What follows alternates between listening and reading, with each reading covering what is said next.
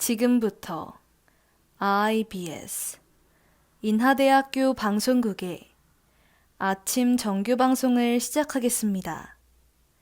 인하대학교 방송국은 본 대학의 이념과 전통을 수호하며 방송을 통해 인하인의 올바른 여론을 대변하고 대학 문화의 창달자로서의 임무를 다하고 있습니다.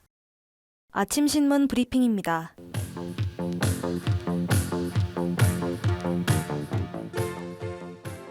지난 1일자 조선일보 헤드라인 기사입니다. 경기 성남 대장동 개발 사업과 관련된 인사들이 정관계 로비를 논의했다는 정황이 담긴 녹취록이 확보돼 검찰이 수사에 나섰습니다.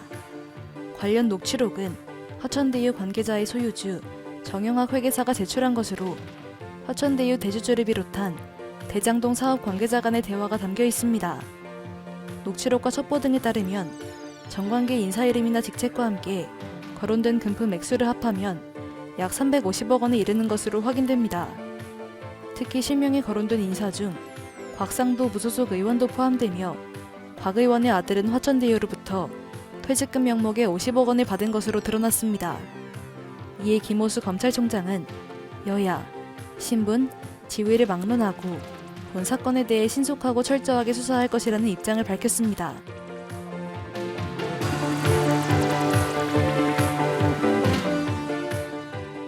지난 1일자 중앙일보 정치면 기사입니다. 북한이 10월 초 남북 통신선을 복원하겠다 밝힌 지 하루 만에 신형 지대공 미사일을 발사했습니다. 북한은 9월 한 달 동안 4차례의 미사일 도발과 3차례의 담화를 번갈아 내며 한반도의 정세를 뒤흔들고 있습니다. 일각에서는 북한의 이러한 강원 전략에 대해 한국과 미국의 향후 전략을 시험해보는 의도라는 해석도 존재합니다. 그러나 이를 청와대는 북한의 신형 지대공 미사일 발사에도 불구하고 유감 표명 없이 반응을 자제하며 종전선언을 꺼내들었습니다. 더불어 문재인 대통령은 같은 날 열린 국군의 날 기념식에서 가장 큰 책무는 한반도의 항구적 평화를 만드는 것이라는 입장을 전했습니다.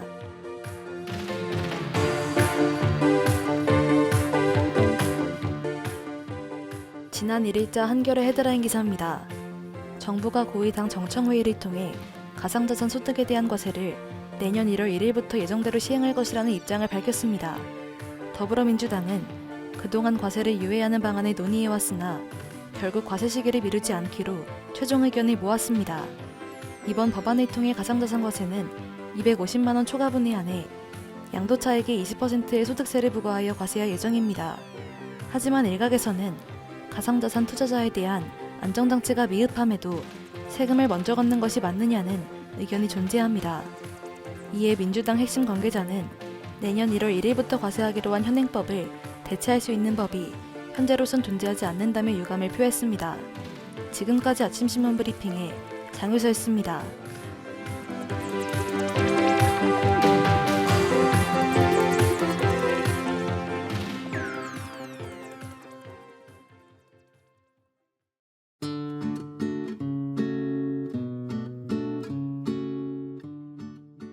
저는 외출 전 꼭 챙기는 한 가지 물건이 있는데요.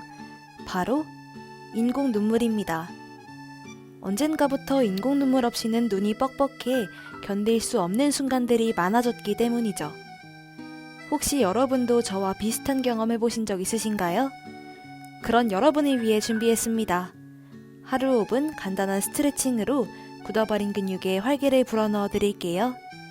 사소하지만 도움이 되는 간단한 운동 방법 데일리 스트레칭 지금 시작합니다.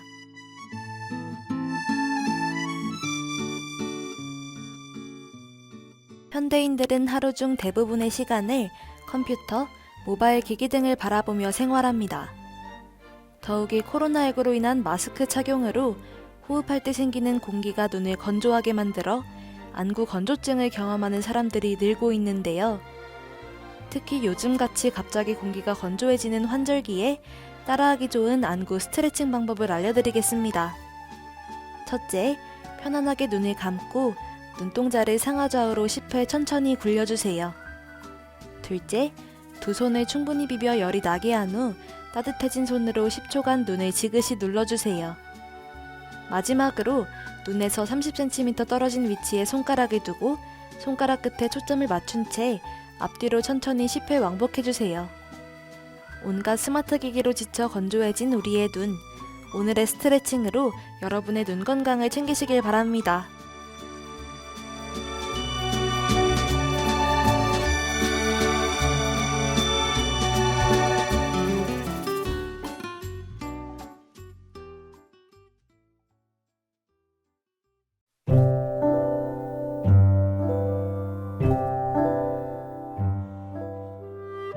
숨을 깊게 들이마시면 허파로 들어오는 계절의 냄새.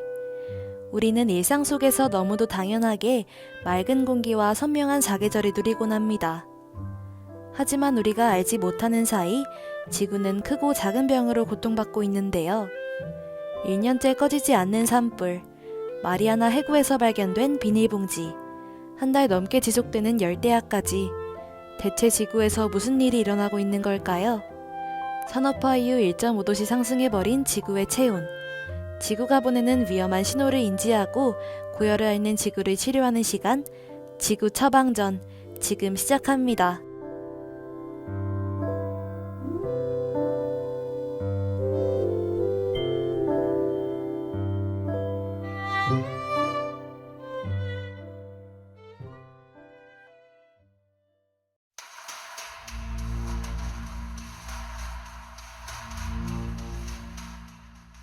(1986년 4월 26일) 우크라이나 북동부의 체르노빌 원자력 발전소 4호기에서 두 번의 거대한 폭발음이 울렸습니다. 곧이어 원자로가 위치한 콘크리트 건물의 지붕이 날아가고 시커먼 핵구름이 하늘로 치솟기 시작했는데요. 건물은 순식간에 세찬 불길에 휩싸였고 원자로와 그 안에 있던 방사선 물질이 급속도로 녹아내렸죠. 더욱이 사고 후 며칠이 지나도록 화재가 잡히지 않으면서 우라늄, 플루토늄 등의 치명적 방사성 물질 10톤 이상이 대기로 방출되는 아찔한 상황이 연출됐습니다.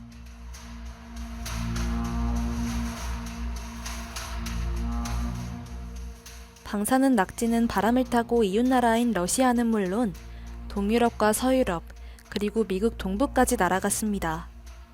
참사 이틀 뒤인 1986년 4월 28일, 소련 정부는 언론 매체를 통해 사고 사실을 공식적으로 공표했죠. 또한 원전 반경 30km 이내 지역을 통제구역으로 선포하여 약 37만 명의 주민이 거주지를 떠나 안전지역으로 이주했습니다. 해당 사건에 투입된 사고 처리 요원 60만 명 중 54만 명이 장애인이 되었으며 원전 인근의 거대한 숲이 붉게 말라 죽는 등의 심각한 생태계 파괴가 야기되기도 했습니다. 지구가 보내는 5번째 위험 신호. 지구는 대체 어떤 병을 앓고 있는 걸까요?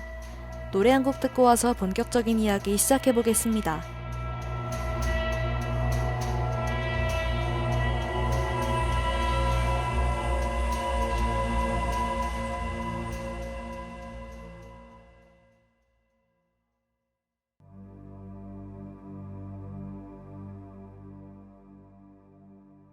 앞서 언급한 사건은 역사상 최악의 원전 사고로 기록된 1986년 체르노빌 원자력 발전소 폭발 사고입니다. 본 사건은 체르노빌 발전소의 부소장인 아나톨리 갸텔로프의 지휘하에 진행된 한 가지 실험을 원인으로 발생했는데요. 실험의 주 내용은 원자로의 가동이 중단될 경우 관성으로 도는 터빈이 만들어내는 전기가 얼마 동안 전력을 공급해줄 수 있는가에 대한 것이었습니다. 실험을 위해 발전소는 안전장치가 꺼진 상태에서 장시간 운영되었고 더불어 조작권의 실수로 인해 기존보다 원자로의 발전 출력이 크게 떨어지면서 핵폭발로 이어지게 된 것입니다. 이때 누출된 방사능 물질의 총량은 히로시마에 떨어졌던 원자폭탄의 약 400배에 달하기도 했는데요. 아직까지도 원전 인근 지역은 일반인의 출입이 통제되는 소개구역으로 묶여있는 상태입니다.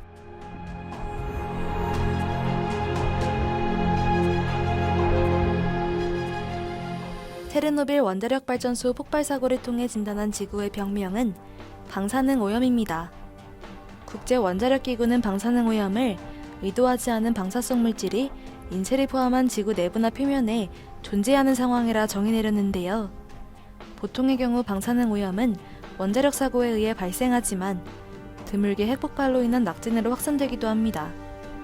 넓은 영역이 오염된 경우 오염물질 등을 콘크리트, 흙으로 덮어 주변 환경으로의 확산을 막기도 하는데요. 하지만 일단 생성된 방사능을 인위적으로 삭감시키는 일은 거의 불가능하기에 한번 사고가 발생하면 수습하기가 쉽지 않습니다. 그렇다면 방사능 오염으로 신음하는 지구에게 맞는 맞춤형 처방전을 내려볼까요? 닉 조나스의 파인드 유, 빅스의 도원경 듣고 남은 이야기 이어가겠습니다.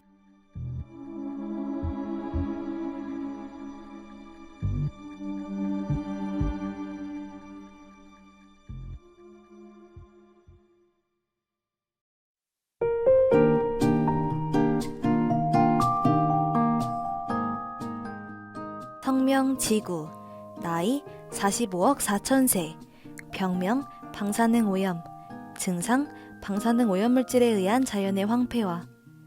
환자의 인적사항과 질병 내용을 파악했으니 본격적으로 지구에게 알맞은 약을 투여해봅시다. 방사능 물질은 인근 환경으로 방사선 에너지를 방출하는 물질이기에 인체나 주변 생물에 큰 피해를 줄 수 있는데요. 때문에 방사능 물질이 인위적으로 자연에 존재할 경우 이를 제거하기 위한 기술이 필요합니다. 이번에는 방사능 오염을 해결하는데 활용될 수 있는 기술에 대해 알려드릴게요. 첫 번째 방법은 혐기성 미생물을 통한 지하수내 방사능 오염의 정화인데요. 지하수에 존재하는 유가 우라늄은 산화 환원에 민감하다는 특징을 가지고 있어 혐기성 미생물을 통해 방사능 물질의 이동성을 줄일 수 있습니다.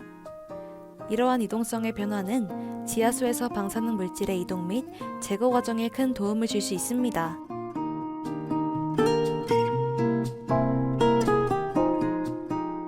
두 번째 방법은 불착을 통한 방사능 오염토의 정화입니다.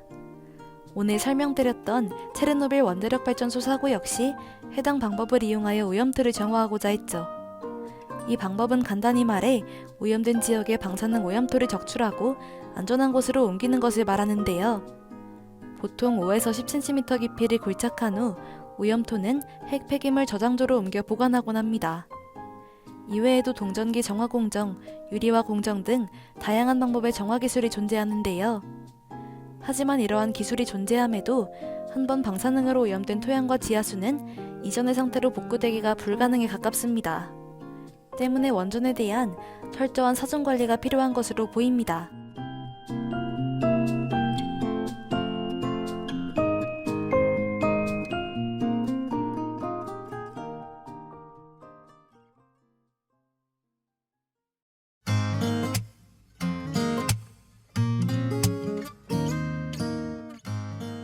그렇다면 방사능 오염과 관련해 우리나라는 어떤 약을 투여하고 있을까요?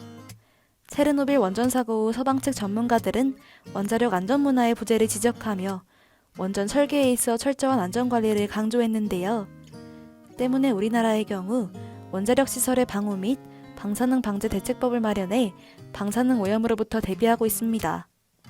서방에서 받은 계략책을 바탕으로 원전에 80개의 흡수봉을 추가 설치하고 원자력의 저출력 안정을 위해 핵연료의 농축도를 2%에서 2.4%로 증가시키기도 했죠. 핵물질과 원자력 시설을 안전하게 관리하고 국내외 발생하는 방사능 오염에 체계적으로 대응하기 위한 목적으로 볼 수 있습니다. 지금까지 지구를 괴롭히는 방사능 오염에 대한 이야기 나눠봤는데요.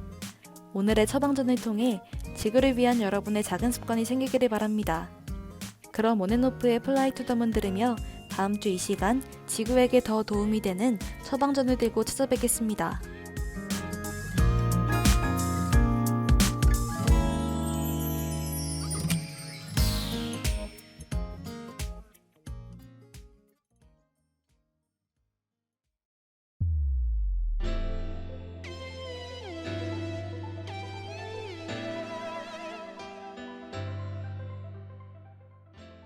지금까지 제작에 박소은, 기술의 이지수, 진행의 전 장유서였습니다. 고맙습니다.